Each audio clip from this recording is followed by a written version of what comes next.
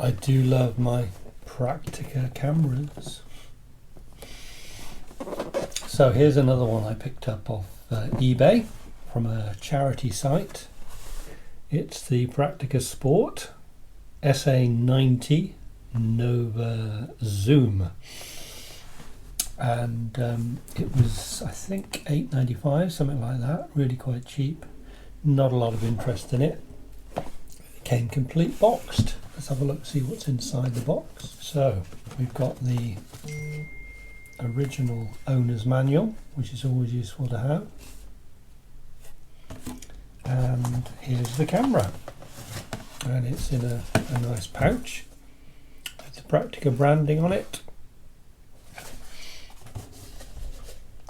and there is even the original guarantee card, which has been quite useful because in here we have the date of purchase, which was February 1994.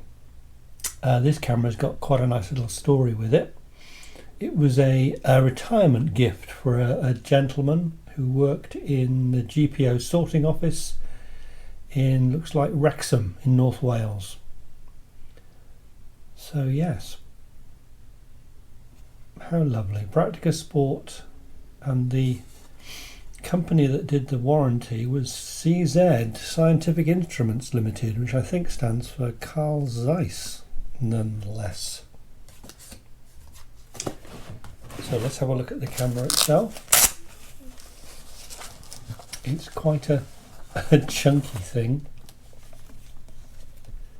as you can see, and oh my goodness, it even has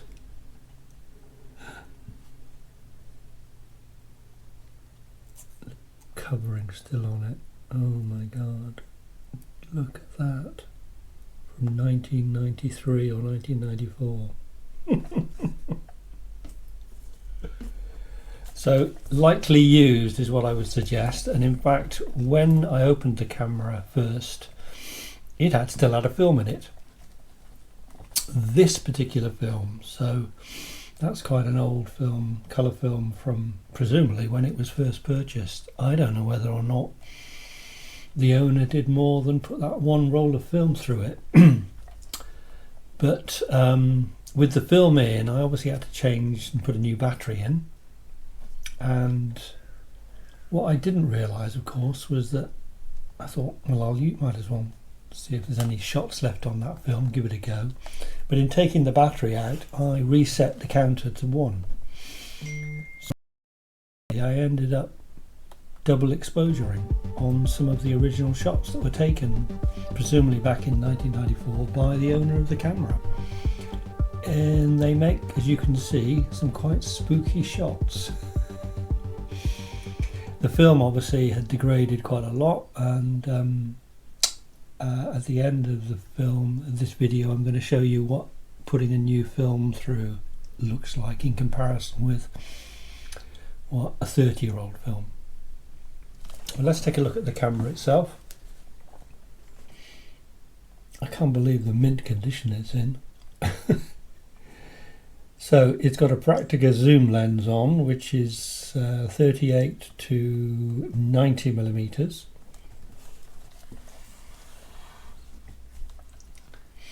On the top of the body you have a zoom action button, a mode button and a drive button, and then the actual shutter button is here. There's a toggle for the zoom here, which you can see goes from near to far distance. On the back we've got the main on-off button, the viewfinder, some LED indicators for autofocus and flash. We have the camera back operation, open the back, and we have, what else? That's about it on the back. Underneath it's got a tripod mount and a battery compartment opening as well.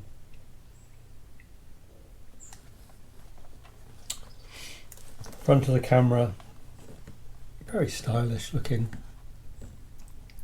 Couple of sensors and the flash So when I first turned it on, it did fire up. No film in here now. Let's have a quick look, see what it's like inside. There we go. It's mint condition, isn't it?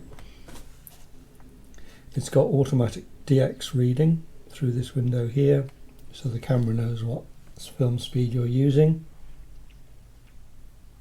Let's see if we can get the shutter to operate. Yeah, that all seemed to be working fine. Oh, what a beautiful little camera, complete with strap. The strap has a little tool which you can use for undoing the battery compartment. Absolutely lovely detail in the manual here, as you can see. You know, not like today where they just give you arrows and pictures and diagrams with no words. This is fully documented. Take you through everything. So let's have a look at some of the functions on here. So we did have a zoom button. The mode button gives you various flash and red eye options. And there's even an exposure compensation facility here as well. On the drive you've got continuous, you've got timer, and you've got ME, which is the multiple exposure that I accidentally triggered. Which is an interesting feature, isn't it? And then you've got even got an intervalometer, so you can take a succession of photographs to produce an effect. So that's pretty impressive, isn't it?